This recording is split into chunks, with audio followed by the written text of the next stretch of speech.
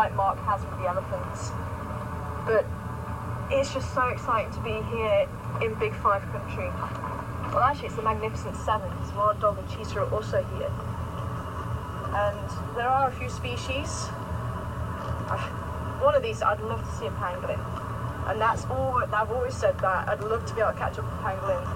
And unfortunately, the time it was actually seen, and apparently it was just walking in amongst, I think someone stopped for a drinks break, and they'd seen the pangolin, and they went further afield and had the drinks break, and somehow the pangolin actually made it up to them, and the pangolin was walking around in amongst everybody's feet. Can you imagine?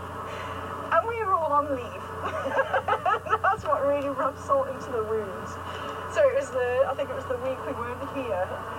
But that would certainly be awesome. And as I say, it's some of the smaller carnivores as well. Just anything goes. I'd love to see the wild dogs if we're lucky. Cheetah is not really the right habitat for the cheetah. As I said before, they really sprinters. So they tend to hunt in open areas. But one thing I love about nature, they don't read the books, these animals.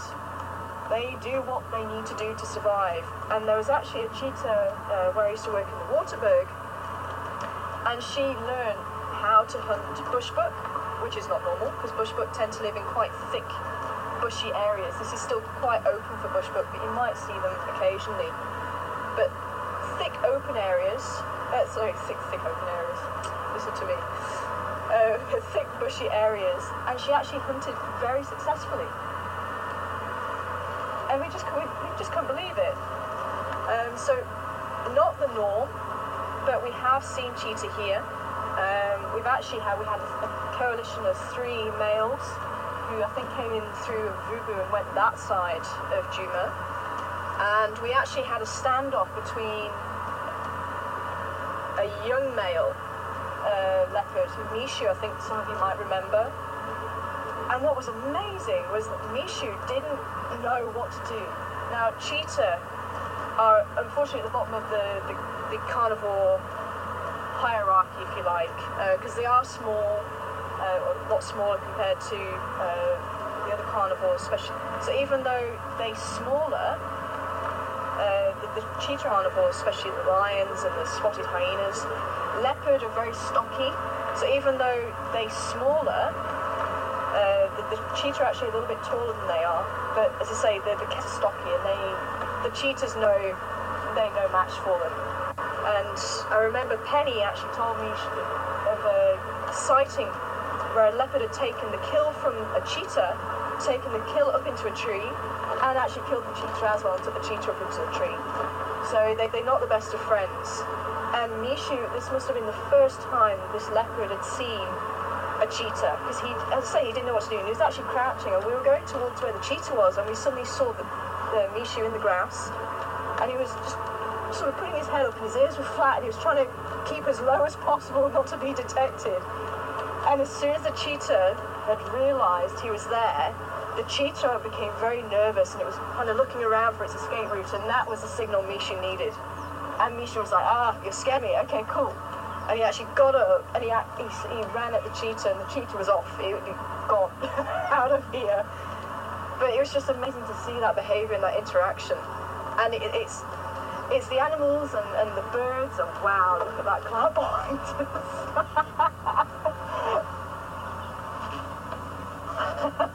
That's quite dark.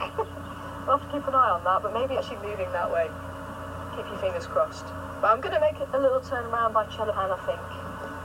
But we'll keep an eye on that. So it is the animals and the birds that I'm eager to see.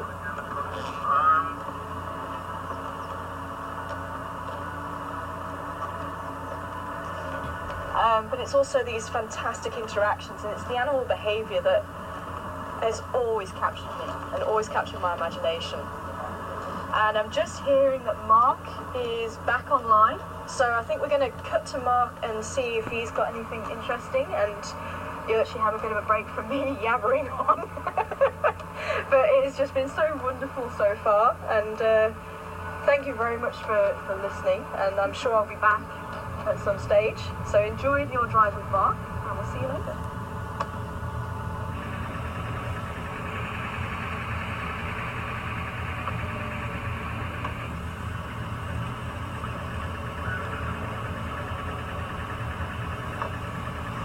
Morning, everyone.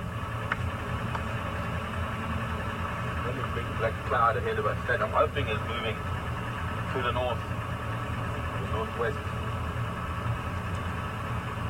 Well, welcome to the other half of our morning drive this morning. My name is Marc.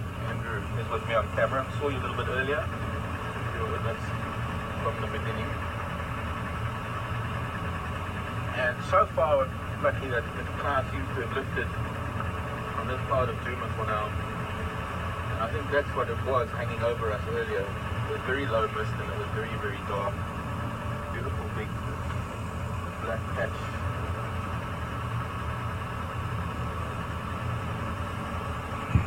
I'm going to be able to do a double drive with her for now, and maybe when I come back we'll be doing some more. But I am heading out of here today, going to the Timbavati.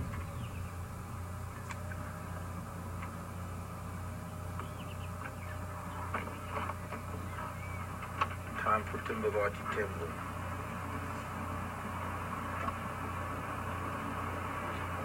I'm going to leave you all in as far as capable hands.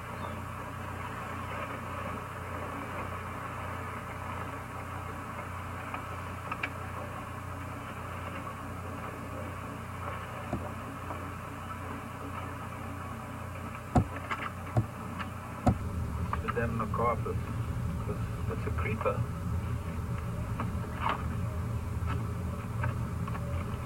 It's a new one flowering, by the way. I haven't seen this one flowering yet. I'll be able to get it from this.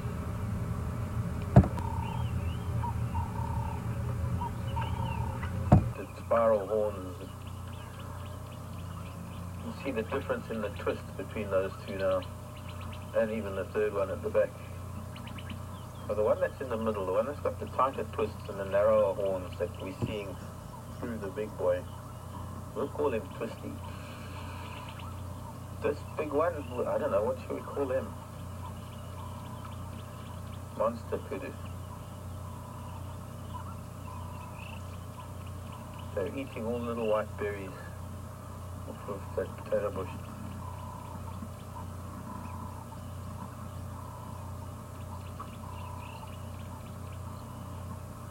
Maureen in Canada was saying that she's found a website that there is a link between moon phases and weather, yet it offers no explanation. So the clock thickens. Rainfall or weather conditions change over full moon, new moon. Green, and we have one in front of us, number 4. There were 6 at one point, and the 2 that are missing are the 2 younger wolves. They might be somewhere still in some thickets somewhere.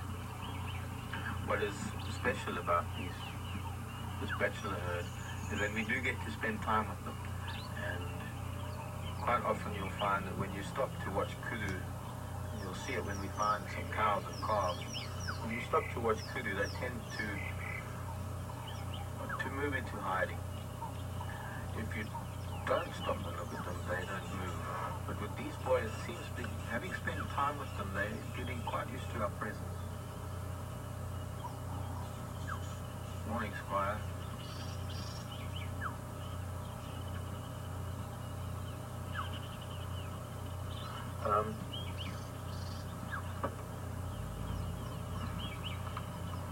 Thought of something. If any of them move into shot, that would be nice. That dead tree. I'll show you something. Sorry, Andrew. I know you've got nice tight shots there. But sort of at 9 o'clock, just through that gap with that very heavy rain cloud and that dead knobthorn and leadwood. It'd be nice if the Kudu were in front of that. It would make a nice portrait. And they are moving that way.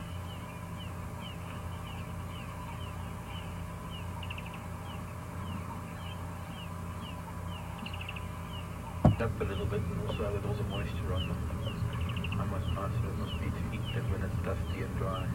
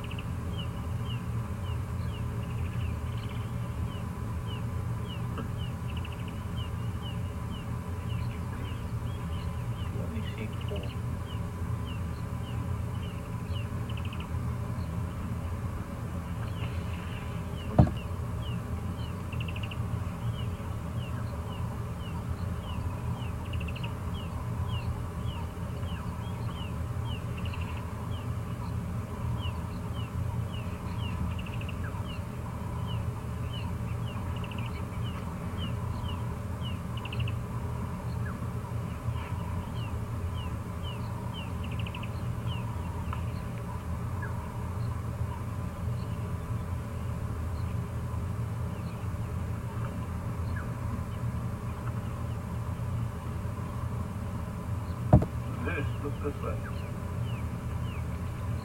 That's the shot I wanted. Oh, Linda. Oh, Vivian said Hercules. I think I'll go with Linda's Zeus.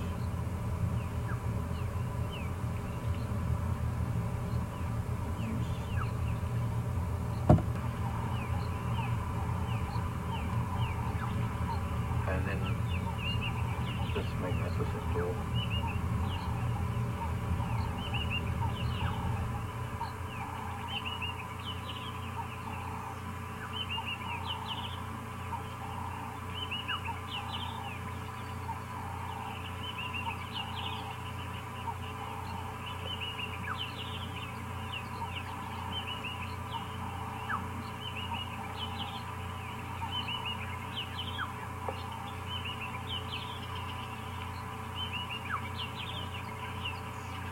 If I can turn the car a little bit, see them like this together.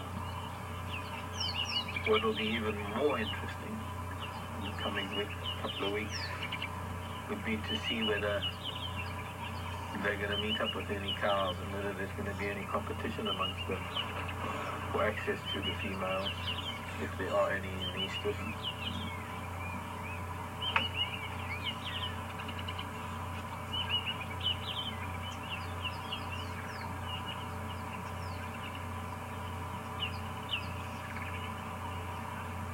Wave, like one of those dust storms that roll off a desert. Except that's moisture rolling off the mountains.